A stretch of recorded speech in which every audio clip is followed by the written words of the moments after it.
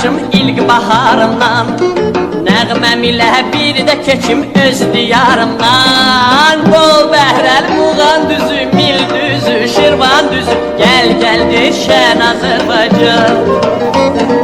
Tər güllər şəfalıdır, göy gölmə səfalıdır, hər yanı gülşən Azərbaycan. El kızlar düzüm düzüm Kür qırağında, min gül açır Gəncəmizin hər budağında.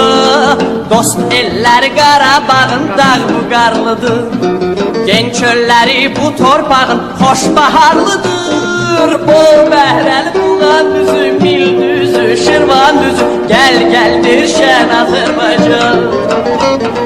Tər güllər vəfalıdır, göy gözlə səfalıdır, hər yanı gülşən Azərbaycan.